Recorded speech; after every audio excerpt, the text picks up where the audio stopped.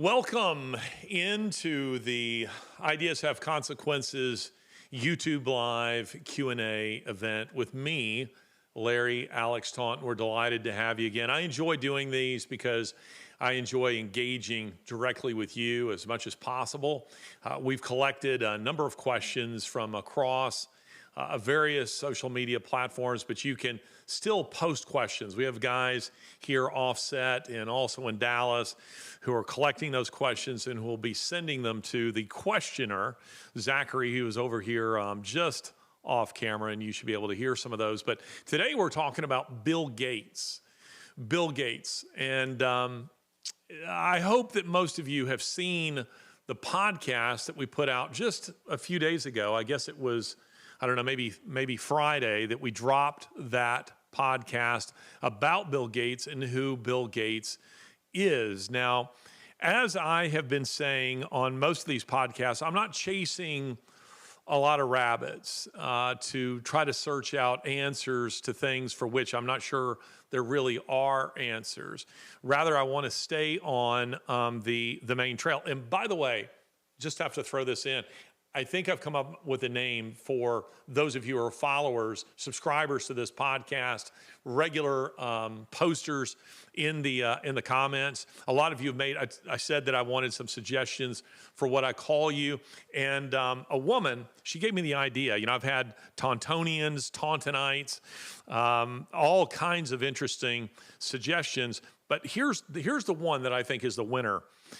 This woman, Regina Ford, she posted this in the comments. I hope you're watching, Regina. She says, "Thanks, Larry, for being the dust cloud. I'm galloping along with you. I enjoy Butch Cassidy and the Sundance Kid movie. Thanks for what you're providing from a biblical worldview." What she's talking about is in the podcast, I had said that when it came to conspiracy theories, I wasn't following false trails. I was just going to be like the posse that is following Butch Cassidy and the Sundance Kid in that movie, the old Western with Robert Redford and Paul Newman, where they keep saying, hey, who are those guys who are following us? Because those guys wouldn't be distracted from the real trail. They just kept asking, who are those guys? And so I think I'm going to call you the Posse. I'm going to call you the Posse. That's a great name for those of you because you're riding along with me, and together on every podcast, we're chasing down the truth. And when it comes to Bill Gates, you have to bear in mind that Bill Gates has given a lot of money to various media organizations. And as I said in the podcast on Bill Gates, you can't even track all of the money. There's a lot of dark money. We know that he's given, a quarter of $1 billion to various media outlets. That part is recorded. But there's a lot of dark money that he can give through contracts for which he doesn't have to disclose where that money is going. And Jacobin Magazine, they say that they suspect that the money is way, way north of $250 million. So when you see fact checks in USA Today and Reuters and BBC and elsewhere that seem to be running interference for Bill Gates, I bet you that it is coming from media sources that have received money from Bill Gates. Otherwise, what would be their motive in doing it? As for Bill Gates, his primary agenda, as I have said in that podcast, it is population control. He will give it another nice terminology. They will use, as I say, the word sustainability. Watch that word. Nothing good comes after the word sustainability. And so they will say things like population sustainability, global sustainability, environmental sustainability, energy sustainability. Sustainability is the word that hides a globalist, leftist, radical leftist agenda. Bill Gates, he's involved in quite a few nefarious things, and indeed, I think he is a nefarious character. But what I demonstrate in that podcast, in his own words, I want to stress, not making anything up here, that Bill Gates is very big on population control. Now, I've seen some of you who say that Bill Gates' father, was the was the head of Planned Parenthood. Not true. His father was involved in eugenics.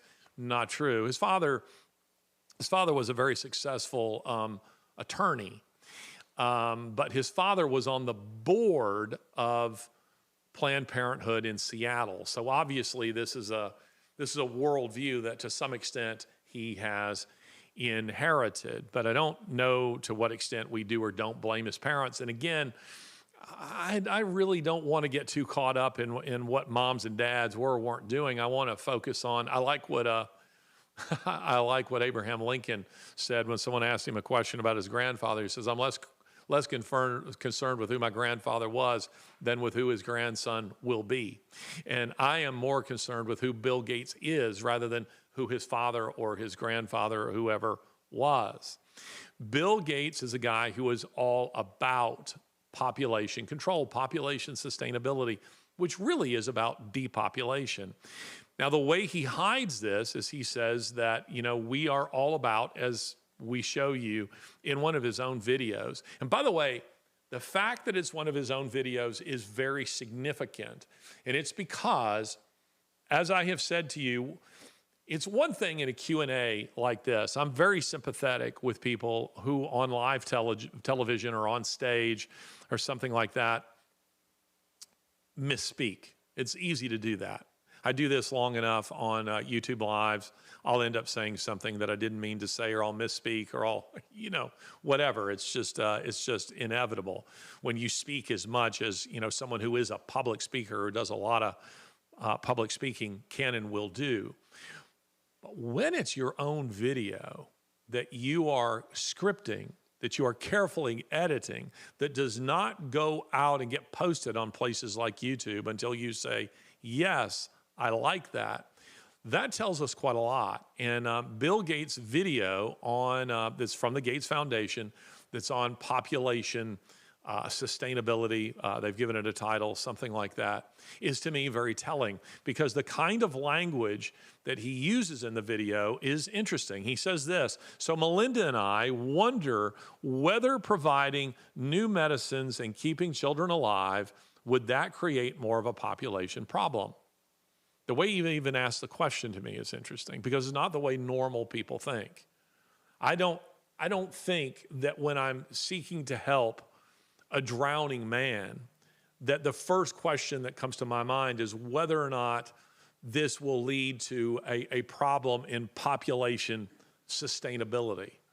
My first question isn't whether or not I should let him drown. My first question when I meet a man who is hungry is not whether feeding him will lead to some other kind of problem. But you see, this is utilitarian thinking. This is the way utilitarians think. Now, someone had asked in the questions, do I think he had read John Stuart Mill? Maybe the most famous of all utilitarians. I don't know, possibly. John Stuart Mill took a lot of his ideas from Jeremy Bentham. Has Bill Gates read Jeremy Bentham? I don't know. He might have if he graduated from college, but he didn't. But as I said in that podcast, he undoubtedly read Peter Singer, and Peter Singer is the most famous, the most prominent of modern day utilitarians. Utilitarians are by definition atheists. I mean, you can't be consistently a utilitarian and be a Christian or a Muslim or an Orthodox Jew. You just simply can't. You can't be that. You claim you are, but you're inconsistent with one or the other. It's like saying you're a Yankees fan and you're a devoted Red Sox fan. At some point, those two collide, and you can't be consistently both. But here's what I discovered after we did that podcast. I had talked about Peter Singer. Peter Singer is professor of bioethics at Princeton University. His books are being used in medical schools all around the world. And Peter Singer is the most radical prominent utilitarian thinking in the world right now, and certainly the most influential. He wrote a book in 1975 called Animal Liberation. That book, he's the father of the animal rights movement. Excuse me, I know Peter. And we've done a couple of debates with him, one at Princeton University and one in his hometown of Melbourne. Australia. I've lunched with him a couple of times. He is an interesting guy, but he's the most consistent atheist I've ever met. He's willing to follow his atheism out to its logical conclusion. And that logical conclusion, by the way, if you're an atheist, I'm not saying that this is what you believe. I'm saying that if you force atheism to its logical conclusion, you must conclude that human beings have no more value than any other animal on the face of the earth. You must conclude that the idea that human beings are the objects of special creation, that they were made in the image of God, is a Judeo-Christian, hangover, that it just simply isn't true, and that my life or your life has no more meaning, no more intrinsic value than that of the ant. It just doesn't. And Singer is willing to follow it to that conclusion. And that leads him to a place where he believes that those individuals who are a drain on resources, we need to bump them off. Singer is of the view, my daughter Sasha is sitting off camera over here.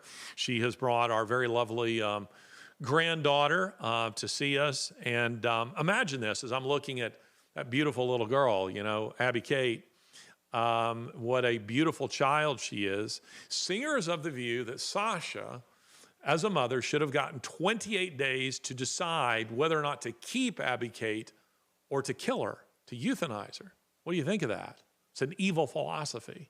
It's very evil. That's what he believes. That's how much he thinks about human life. And I've since discovered, I was out riding my bicycle and I was thinking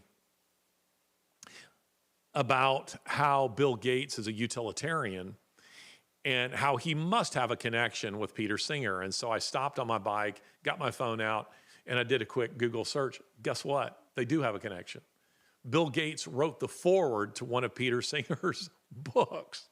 So the connection is there, probably giving him money as well. This is the way these people think. And Bill Gates is a guy who, what he does, if you watch him in these interviews, he will say, he will make the worst kinds of arguments that are essentially emotional appeals. If you watch our podcast on Bill Gates, you'll see a video where we show you Bill Gates is there saying, well, we have this problem. We're going to have to lay off 100,000 teachers because we have pension generosity. We're giving too much in pensions to teachers. I mean, here's a guy who's worth roughly $125 billion, but he thinks you make too much money. And he says, healthcare costs, we're giving so much money to keeping alive old people. That just shouldn't happen, says Singer. He says, so our choice is either we allow grandma to die or we keep these 100,000 teachers employed. And frankly, he's of the view we keep the teachers employed. But I want you to think about the argument here. He gives you this false, forced choice dilemma. It's Sophie's choice. I have to choose which one of my children gets to live. I have to choose whether or not we keep teachers employed and thus save the futures of our children, or whether or not I keep grandma alive and sacrifice the futures of our children. It's a silly argument because it's a false choice. But to show you how ridiculous it is, I figured out that I just crunched some numbers on this, and the average teacher salary in America is about $57,000. Bill Gates could, if he was serious about keeping those teachers employed, Bill Gates could keep all 100,000 of those teachers employed single-handedly and pay them a little extra, $60,000 apiece annually. He could keep all 100,000 of them employed indefinitely at a mere cost of $6 billion a year to him. $6 billion a year is a lot to me. Not to him, not even 10% of his income. Not even what a Christian would consider to be a proper tithe. Point being, he's a complete hypocrite. Here's a guy who's saying, on the one hand, we have to keep these teachers employed, or, our children, their futures will be sacrificed. We cannot allow these people to remain alive who are, who are on death's door anyway. And so he talks about something called death panels. Death panels are just that. They're a committee that essentially determines whether or not you get the medication you need in order to stay alive.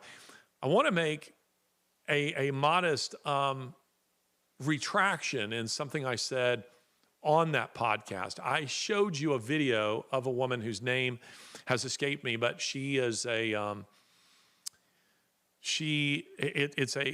an advertisement by a fashion company in Canada called Simmons. And Simmons put out this ad that has nothing to do with fashion. It's about a Canadian governmental program called MAID. I say maids in the podcast. It's actually not maids. It's MAID, singular. And that stands for Medical Assistance in Dying. It sounds so harmless, but MAID. And the advertisement, which you'll see in that podcast, shows her, talking about how wonderful life is. And when she thinks about life, she thinks about bubbles, she thinks about music, she thinks about, laughter and all this kind of stuff. And then the end of the commercial, it tells you she killed herself. And the commercial is set up in such a way to make it seem like this is a really, really wonderful thing. Well, it's part of something that in Canada is called MAID, Medical Assistance in Dying.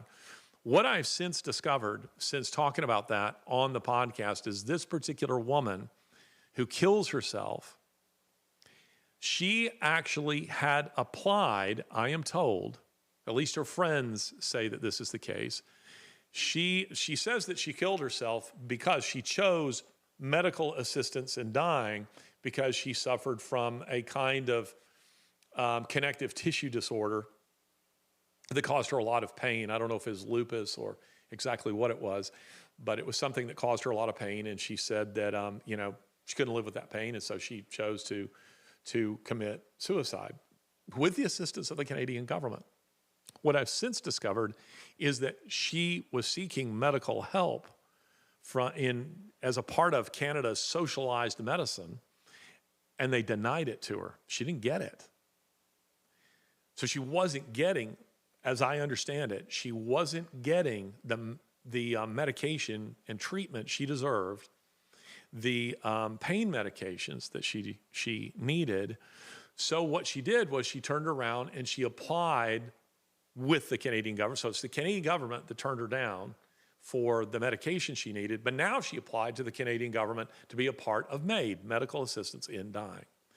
And they accepted her into the program. And they killed her at her request. And it was beautiful. See, that's the way they want to position it. They want to try to change the narrative on everything.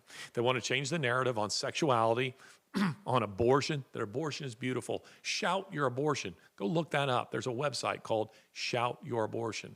They use words like celebrate for abortion. Celebrate it. Celebrate killing your children. See how perverse this is. Celebrate killing yourself.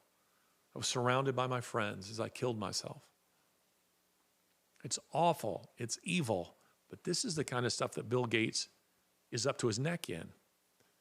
Melinda Gates, they are divorced, but the Bill and Melinda Gates Foundation still exists, and they're both partakers in it. They both make use of it. Melinda Gates gave something like a whopping $250 million recently, I think in the last year or so, to Planned Parenthood. So as you can see, this is a theme with them. And they've given way more than that to global equivalents of Planned Parenthood. These are people who are very clear on their mission: decrease the surplus population. It's interesting because that line, do you know what that line comes from? Decrease the surplus population? A Christmas Carol. It comes from A Christmas Carol. It is actually in Charles Dickens' A Christmas Carol. And it reappears in, I don't know how many times that has been made into movies and, the Muppet Christmas Carol and all that. But it is a theme that comes up, where before his conversion, and in the book, by the way, it is a Christian conversion. They've utterly secularized it in almost all the movies. But before his conversion, when this group comes around seeking alms, seeking donations for the poor, Scrooge says to them, you know, let them go into the, are there no prisons? Are there no poorhouses? Let them die and decrease the surplus population.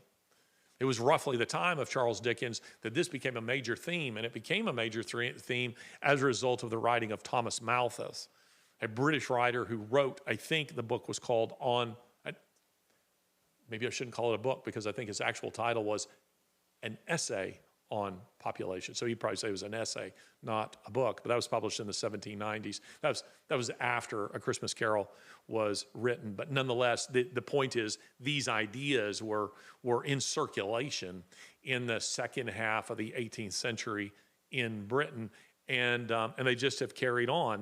There seems to be every so often there rises up this, you know, like the mythical Hydra, this head pops up that says there are too many people on the planet and we need to off some of them. The consistent theme of all of these people is they do not offer to off themselves. Bill Gates, I don't think he's applied for MAID. I don't think he's made application for medical assistance in dying. He just wants that for you. And again, if you watch the podcast, you can see that this is in his own words. We're not making up anything here, ladies and gentlemen. So now I'll begin taking some of your questions. I look forward to hearing from you, the Posse, and seeing what all you have to say. What do you think motivates a guy like Bill Gates? Is it some effort in immortality? What is it? You know, it's a very, very interesting thing. I know a number of people who are otherworldly wealthy, you know, so not just, you know, having a few $1 million, but otherworldly wealthy. I think part of it is just the fact that we're teleological beings. God created us that way, meaning we're purposeful. We need purpose. I have a hard time picturing myself in retirement. If I'm an Alabama football fan, it's very interesting. Nick Saban is in his 70s, and he was recently asked when he planned to retire, and he said he can't envision himself being retired because he just wouldn't know what to do with himself. He doesn't have purpose outside of that. Now, there are plenty of people who find other hobbies and things to do, but the fact is, I think most of us in our mind, we think, oh, I'd love to be on a beach perpetually, you know, sipping Mai Tais. I would go nuts. I like a vacation for a couple of weeks, and then I'm ready to get back to work. I want something to do, and even, as you would know, even in many of my vacations, I'm thinking about my work because I like my work. I like what I do. So we're teleological beings. That in of itself is not a bad thing. That's a good thing. The problem is when you're not a Christian, you very frequently drop anchor in the wrong purpose. You find the wrong direction. You pursue something that isn't a good thing. So your purpose might be found in, you know, constant parties. Your purpose might be found in having sex with as many women as you can, David Portnoy. Or your purpose might be found in getting involved in some kind of vague altruism that, you know, sort of helps the planet. I think this is Bill Gates. And the problem there is that Gates he's grown up on the left coast. We call it that for a reason. It's more godless than Japan. I think there are more evangelicals. I think I saw this statistic once that there are more evangelicals in Japan than there are in Seattle or Connecticut. You know, so very few, point being. And so he's grown up in this ethos of godlessness, and his worldview is godless as a result. And he has found his purpose in something that in his mind is good, but isn't. I mean, if you think about it, I mean, for a moment, for just a second, Elon Musk is, if he's not the wealthiest person in the world, he's one of them. Is he retired? No. He's constantly looking for new worlds to conquer. I'm building this, I'm building that, I'm doing this, I'm buying that. It's part of what keeps him going. I would say he's found better purposes for his time than has Bill Gates, or let's say, who's another one out there, Mark Zuckerberg. But still, these guys have the money that they can employ it for good, or they can employ it for evil, and that's what we see. Okay, so that last question there, by the way, was from Benny. As a follow-up to that question. Betty or Benny? Benny. Okay. Benny. So Thank you, follow-up Benny. to that question is, why does it seem like the ultra mega rich tend to become so dangerous, with guys like Bill Gates, the World Economic Forum, and then guys like George Soros? What is it that's making these guys go down that path? I'll use this analogy. Some of the meanest dogs, some of the meanest dog breeds that you will ever encounter are little yappy dogs. I've never been bitten in my life by a big dog. I have been bitten multiple times by little dogs, little fluffy things that, little lap dogs that I have been bitten by painfully. If you've ever had a dog bite. I recall going to a friend's house some years ago, and they had a little, what do they call it? Shih Tzu? That's what I want to call it, a piece of Shih Tzu. And that thing took a chunk out of the back of my leg. My leg is bleeding, and the owner's like, "Oh, little Fifi, just saying hello." I'm like, "No, little Fifi just took a bite out of the back of my leg." For the most part, little dogs just don't have the ability to. We don't think of them that way because they don't often have the ability to do much harm. But if you take a dog like my German Shepherd, Ranger, he's engineered to do some harm if he chooses to. He never does. He's a gentle dog. He's a wonderful dog. But he has the ability to do it. And the point I'm making here is there are plenty of malicious people in the world, but they just don't have the teeth to do much harm. They don't have the capability to do much harm. It maybe is the person who delivers your mail. It might be somebody who is at the DMV. It might be that person who's expressing road rage. But when you're talking about people of that kind of disposition who have mega billions, their potential to do harm is exponentially greater because they can affect public policy. They can buy up land, as Bill Gates is doing. They can create companies, shell companies, nonprofits that have an evil agenda. So there are probably plenty of people who think exactly like, in fact, a professor of mine, when I was in graduate school, was of the same mindset of Bill Gates. We need to decrease the surplus population. Thing was, he was making a professor's salary. He was making $80,000 a year. He didn't have the ability to do that harm. Another reason I think that sometimes these guys become so dangerous is I've noticed this trend, as a student of history. What is it that happens with, there are a lot of discussion about figures like, let's say, Ivan the Terrible, or let's say Nero, figures who it is often alleged went crazy. And they started, slaughtering all kinds of people wholesale. I don't think they went crazy in the conventional sense. My own reading of history is that they became so devoid of meaningful human interaction because they could order their life any way they wanted it. They were surrounded by yes men. They were surrounded by yes women. They were surrounded by people who lived to please them, who never pushed back or disagreed with them.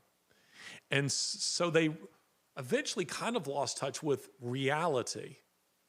I think there's a dangerous message in there for all of us, that you run the risk of becoming extremely dangerous when there's no one in your life to question your actions, to question you after a talk, to question you. I remember a pastor saying to me that there are a few very good friends who had the ability to say to him after a sermon, meaning he had this kind of relationship with them, that they were allowed this, that they could say, "Were you kind of grinding an axe up there today?" I mean, is that what I was hearing? Were you taking scripture and using it to pound on that person in the congregation? We all need those kind of people in our lives. And when you're absent them, and in the case of, let's say, Nero and Ivan the Terrible, the people in their life who could do that were all dead. Wives, parents, close friends, teachers, they were all dead. And there was no one left for them to have to please, whose approval they wanted anymore. And I wonder sometimes if that isn't the case with Bill Gates. Parents dead. He's now divorced. Maybe his children to some extent. But who's Bill Gates really care? Whose opinion does he really care about anymore? I don't know. That makes you very, very dangerous when there's not someone in your life who serves to restrain you just a bit because some part of you wants their approval. I mean, assuming that they're good people. Next question. Do you think there's any comparison between Bill Gates and Elon Musk? None. They're both billionaires. I see a lot of people trashing Elon Musk. I'm not there. I like Elon Musk. I think Elon Musk, he comes off to me as pretty transparent. It's one of the things I like about Elon Musk. He seems like just a regular guy who does with his money what we all said we would want to do if we had that kind of money when you were a child. You can see yourself as a child saying, boy, if I had billions of dollars, I'd build rocket ships and cool cars. Elon Musk is. Now, the concern I have with Elon Musk is that while I agree with many of his opinions, like let's say with a Jordan Peterson, neither of those men are rooted in a Christian worldview. Not ultimately. They're not rooted in the person of Jesus Christ. So the result is you look at a tweet from them and you go, okay, I agree with that. And then the next one is a tweet, about how there should be no boundaries on two people loving each other. And you go, okay, well, that's dangerous. That's dangerous. Musk has a vague Judeo-Christian worldview, but it's only vague. So that means, as I have said, that he's more sail than anchor. And it means he could go in almost any direction. But at this point, I think that Musk is generally moving in a direction that I agree with. I agree with his position on free speech. Some of you will say that he's still suppressing free speech at Twitter. I don't believe that. I think that there is suppression on free speech on Twitter, but I don't think it's Musk per se. I think they're still discovering there's a lot of rot at Twitter and that there are still a lot of people on staff who are doing a lot of things that he doesn't necessarily know about. Now, they discovered some of them when the Matt Walsh film, What is a Woman, came out. You remember? And then it was immediately flagged with warnings, and they weren't allowed to advertise. Musk found out about that and fired the individuals who were involved. The problem is, for the average person tweeting that happens to, they're not going to be able to get the attention of Elon Musk the way Jeremy Boring, who's CEO of Daily Wire, founder of and CEO of Daily Wire, I believe, he was able to get Musk's attention. Probably has his cell number, probably can call him up. If I get suppressed, I don't have that ability to do that. So I think there is some of that stuff going on, but no, I don't think. And there's another billionaire that we need to bring into this conversation, and it's Mark Zuckerberg. I mean, do you think there's a difference between Mark Zuckerberg and Elon Musk? This whole Threads thing that Zuckerberg has come out with, Zuckerberg is a dirtbag. I have been preparing to do a podcast. I don't know if I will because it's such a rabbit hole. Zuckerberg has an army of people who carefully curate his online reputation. So it's very hard to find out anything about Zuckerberg. And that itself tells you something about Zuckerberg. So much has been removed from the internet about Zuckerberg, but there's still a lot that remains. And Zuckerberg's agenda, I think that guy is soulless. I don't think he is an ideologue, as we often speak of on this show, the way, say, an Obama is, or a Saul Alinsky was, or a Antonio Gramsci was. I just think he's soulless like an Obama, like a Biden. I think he's a guy who's just willing to sell his soul to the highest bidder. And so he is trying to please the regime. Probably this involves some kind of government collusion with the creation of Threads as a competitor to Twitter. But he's already suppressing free speech over there. It's incredible. So do I think there's a big difference between Elon Musk and Mark Zuckerberg? You betcha. Between him and Bill Gates? You betcha. Do you think that Bill Gates actually believes he's morally in the right, or does he just literally not care? No, I think there are individuals from time to time who don't care. I don't think that Joseph Stalin believed he was morally in the right. I just think Mao. I think these were individuals that were just so full of hate for humanity. They postured like they were, but biographers don't give me the impression that those guys thought they were. Now, I think Hitler did. I think Hitler thought he was morally right and justified in what he was doing. That's how warped his thinking was. The other two guys, their consciences were just so seared, as the Apostle Paul says, as with a hot iron. They just didn't care. And burn the whole world down in, Joker style. Or is it the Riddler? Is it Joker or the Riddler? Joker, I think. The Joker. Yeah. Anyway, I think that Bill Gates thinks he's morally right. And that makes him scarier. C.S. Lewis said the worst of all tyrannies is that which is done for your own good. Done for your own good. Why? Because Lewis says, those are the people who tyrannize you with the approval of their own consciences. With the approval of their own consciences. I think Bill Gates is a Robespierre kind of figure. I think he's a guy who thinks that what he's proposing is morally right, and it is for, if not your own good, it is for the common good. It is for sustainability. Next question. Why is Bill Gates buying up farmland? That's something I want to drill into a little bit more. I should ask my son-in-law and some of those who associate in his world. He's a farmer, and farmland is incredibly expensive in the Midwest, and it's being gobbled up by corporations, and it's being gobbled up by guys like Bill Gates. My sense is that this is all part of the globalist World Economic Forum agenda, which is to push, and I say it's my sense, this is what it is. It's just that there's more details to it than this. What you're seeing with farmers, if you're not paying attention, you need to be paying attention to what is happening to farmers in Europe, where farms are being shut down in the Netherlands, in France, in elsewhere, all part of the World Economic Forum agenda to create environmental what? Sustainability. Environmental sustainability. Because these guys, Yuval Noah Harari gets, incredibly agitated over the idea of industrial farming, which is what my son-in-law does. Thank God. People like him, they feed the world. They feed the rest of us. But these are individuals who want to shut all that stuff down. And what better way to shut it down? What easier way to shut it down than just buy it? Just buy it and don't allow anyone to farm it. So they're just gradually creeping into that space and buying up farmland. And if somebody comes and offers you, a very good price on your farm, above market price on your farm, and you're thinking farming is cheap, I can retire. Farming is incredibly expensive, it's incredibly difficult, and I can retire with this nest egg somewhere. A lot of people are taking that money. I wish they wouldn't.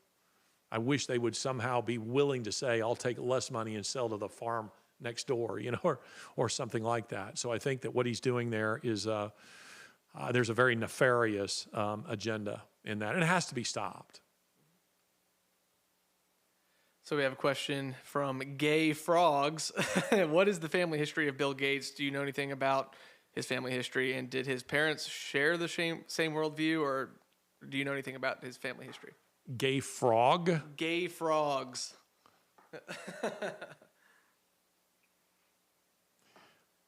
I have no idea. Next question. I know nothing about gay frogs either. What do you think about Bill Gates' plan to effectively block out the sun? This is true. Could you possibly have any more arrogance? Is there any greater sign of a God complex, a Messiah complex, than that it is your plan to block out the sun, the rays of the sun? He has been investing in what are called sun dimming technologies, companies, the idea of which is to deflect the sun's rays, back out into the atmosphere and to deflect them away from the earth. What right do you have to? What right does any individual, much less any nation on earth, have the right to do something like that that affects everybody on the planet, if it could be done? If it could even be done. I was reading one scientist who said this is dangerous because we have no idea what effect this technology could bring about. No idea. And I tend to think that the environmental scare is, I think two things about the environmental scare, and I say this as a non-scientist. It's just my own reaction of reasonably intelligent reader of the news and of what I see going on in these things. I think that it is a power grab. It is a power grab. And I think it's awfully arrogant to think that we could actually, change the planet ourselves. But I think that Bill Gates, what he's doing with that is, to me, it says so much about the guy. I am going to block out the rays of the sun. Who are you? Who are you? Next. Why does Bill Gates get so much positive press with all this other stuff that he's been doing? Well, that goes back to one of the things that I said at the opening. He gives a lot of money to media. And you see, the way he's giving it to media, he's able to, within the limits, the IRS will let you designate how a contribution is spent. So he can't designate that the money be spent defending me. I'm going to give you $1 million and you use that $1 million to write positive stories about me. He can't do that. But what he can do is say that the money can only be spent by media on stories that promote environmental sustainability, population sustainability, the LGBTQ, alphabet mafia agenda, this kind of thing. And that's what he has done. And that puts them in his lane. And they want to please him. They want to please him. It is the danger of any organization, be it a for-profit or a nonprofit organization, that you're trying to please your biggest customer. And we're seeing it. We're seeing it, for instance, in the profit world. We're seeing it with ESG. They're just ignoring their customers, and they're trying to please the people who give the ESG ratings. In the case of these media groups, it's not enough that they're just simply infiltrated with woke types anyway. But add to that, that guys like Bill Gates are giving them a lot of money, and you better believe they do not want to bite the hand that feeds them. So they want to create more stories, run interference for him, and say, hey, look what I did for you. Look what I did for you. Can you send us another, $30 million? Next. So all these people from Bill Gates, the World Economic Forum, they keep arguing, of course, that the world is overpopulated. What, if any, evidence are they giving to support that claim? Well,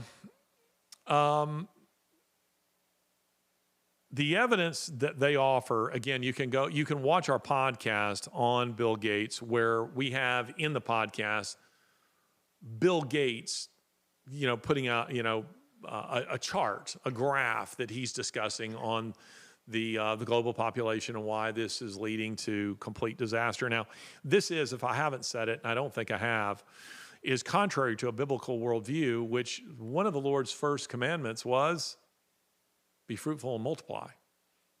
Be fruitful and multiply. So right away, we know this is a godless agenda. We know that there's nothing Christian in this. The Lord said, be fruitful and multiply.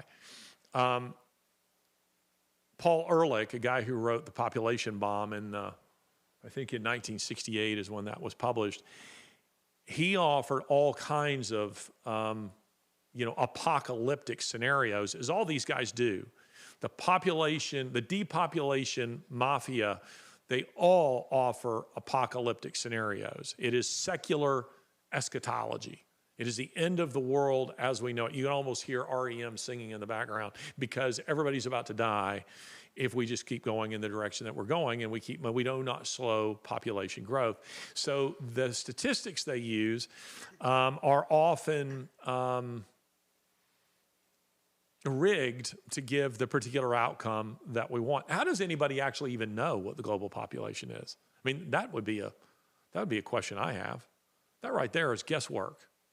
I saw a statistic a couple of days ago that I tweeted about, and it said that of the world's, and forgive me, I don't remember, I'll just throw out a number, of the world's 21 billion firearms, 46% of them are owned by Americans.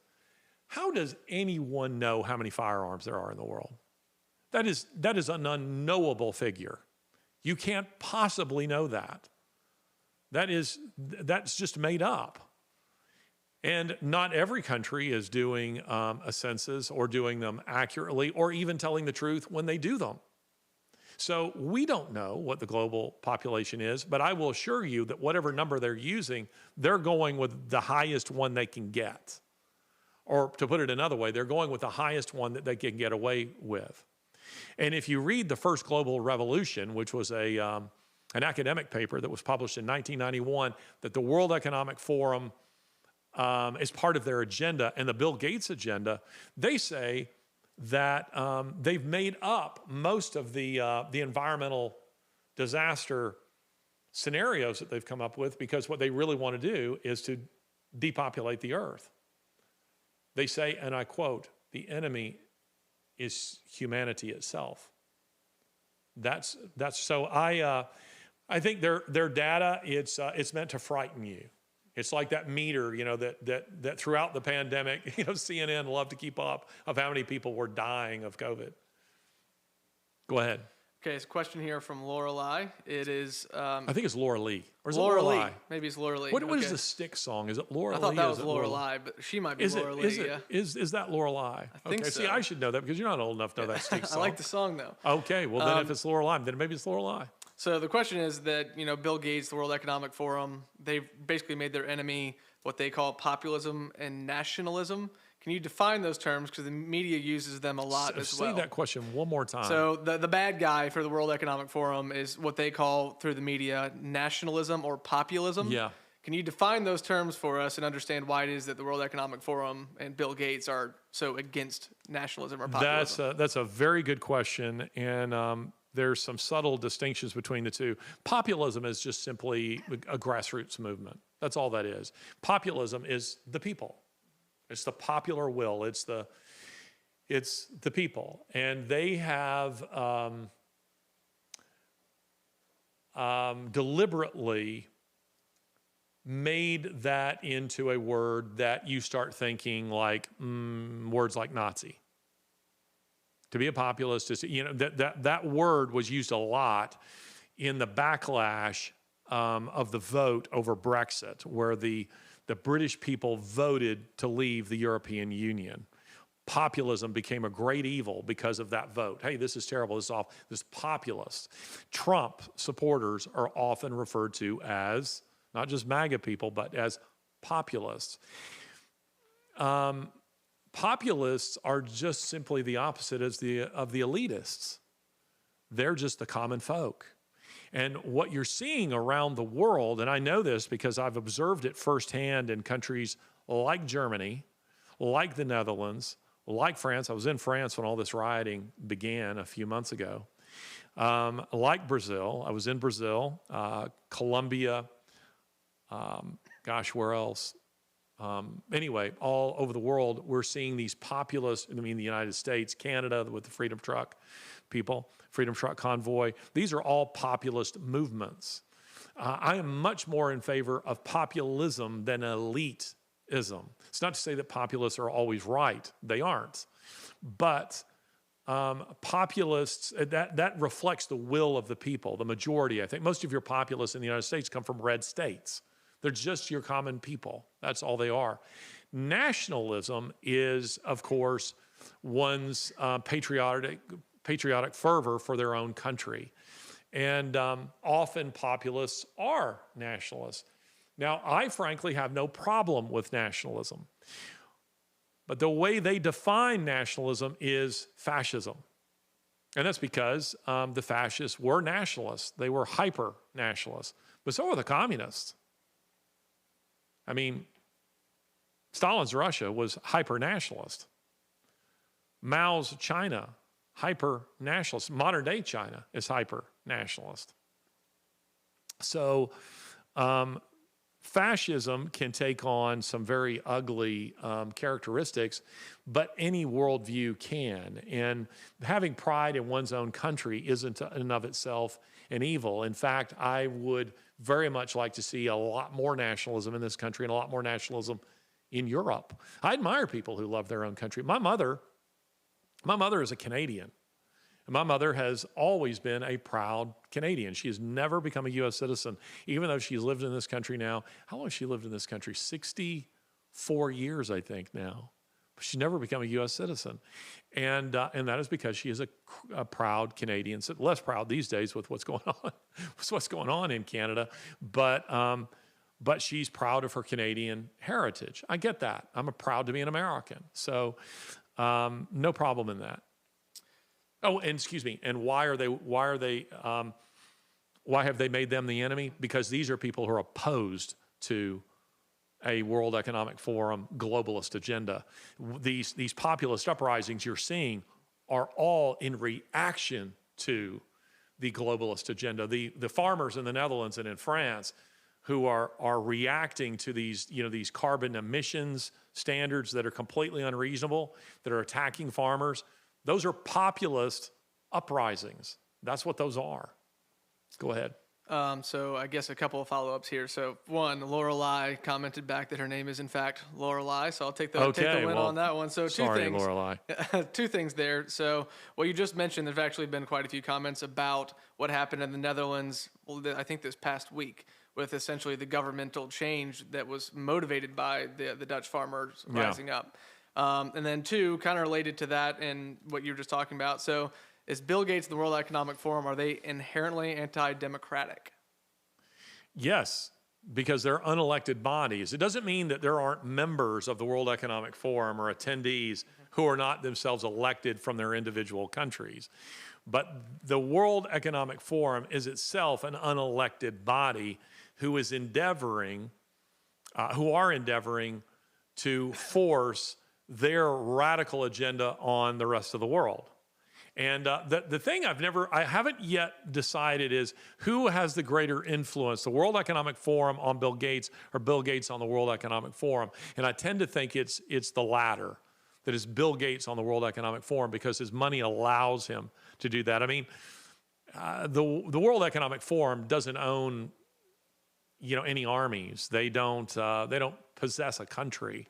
They're not drawing taxation from parts of the world. So they're dependent on guys like Bill Gates who make contributions to them. And probably contributions that are coming out of your tax dollars that are going to Ukraine and being laundered, and who knows where they end up. Sometimes I think some of that money is showing up in Davos. Betcha. Can't prove it. Not yet. That's my conspiracy theory. Go ahead. Okay, so this is a little bit of a change of pace, but we've had a bunch of questions about it asked on the YouTube, and actually were asked ahead of time, I think motivated by the new, The Sound of Freedom movie. And the questions are essentially, why is that treated as such a partisan issue? Why are there so many, the whole child human trafficking thing, why does so many people seem opposed to that being a conversation? What's motivating that?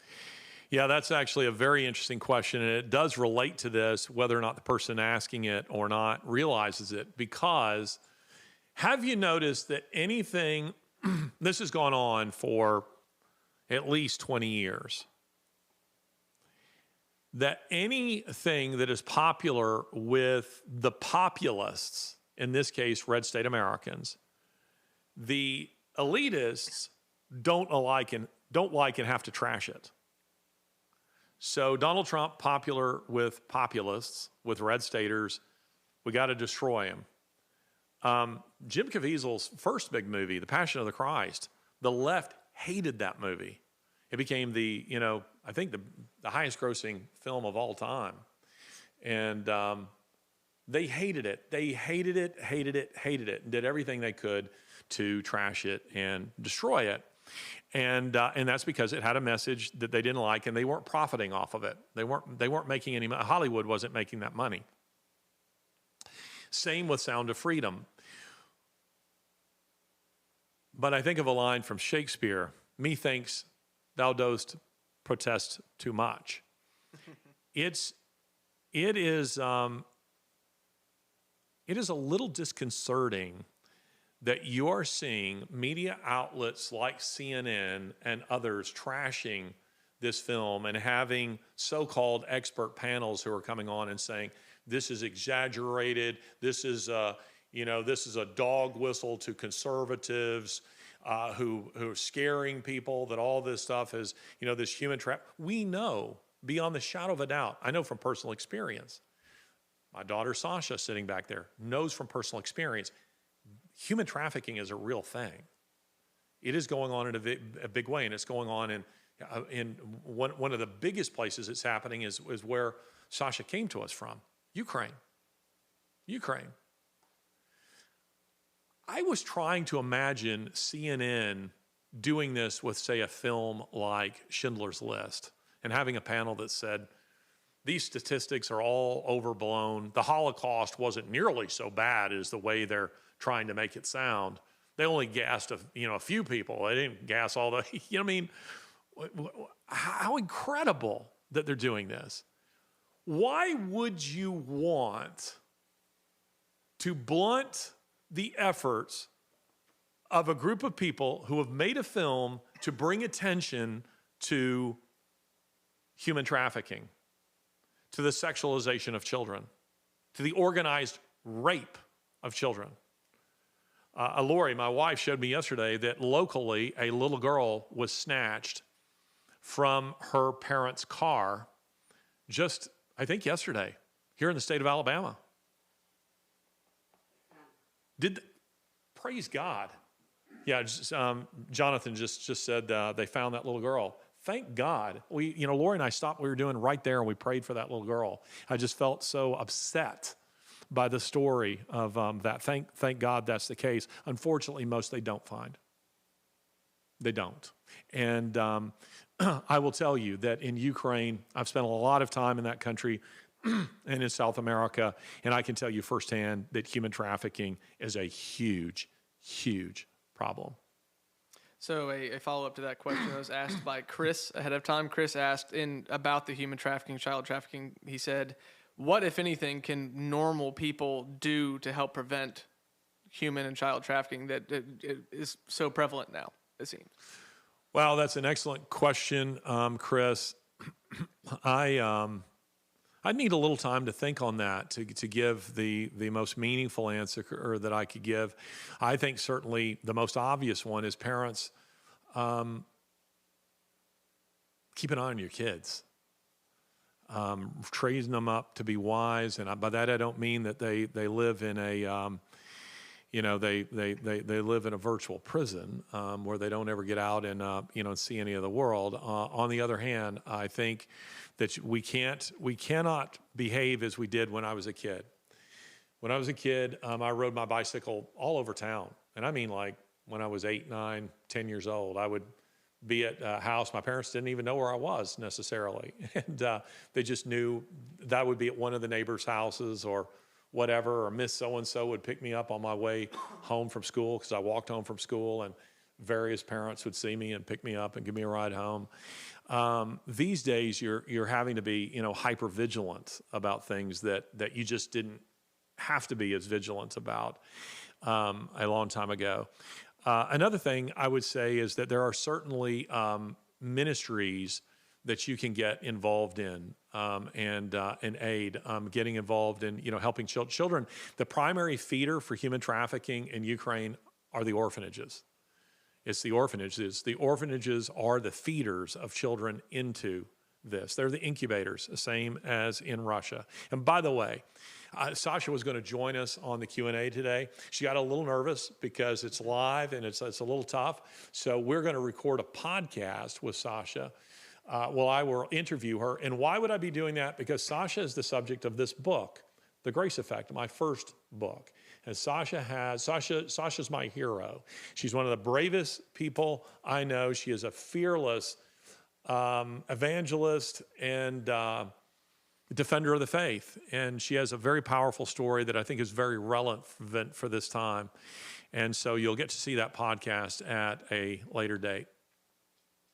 One more question.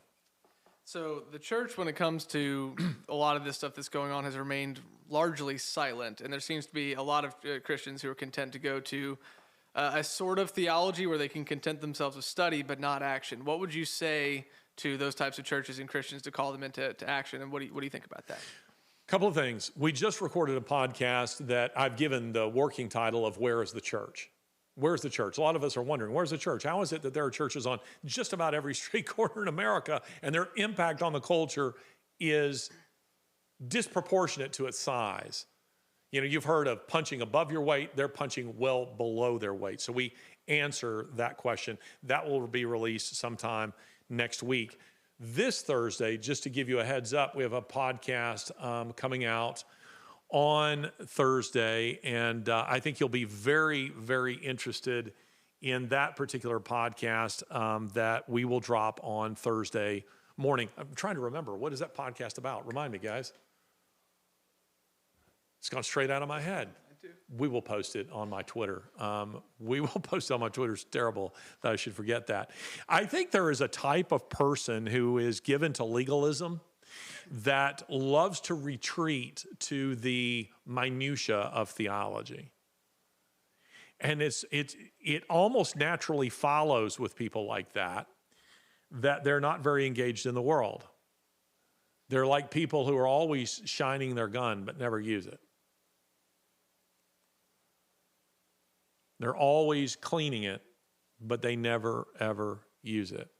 And that's kind of an odd thing. I've encountered those types of individuals. They love to have the theological discussions in a room, smoke-filled room with pipe-smoking curmudgeons. But it never seems to lead to any action on their part. And please don't hear me as saying that I don't think the details of theology matter. But I think if your theology doesn't result in action, you have a bad theology. And I think that's it for us today. So we hope that you will subscribe to this YouTube channel. Hope you'll follow me on Twitter. We don't know how long we'll be on YouTube. Who knows? You can follow us over on Rumble and elsewhere. We're on TikTok. We're on Instagram. We're all over Insta, Twitface.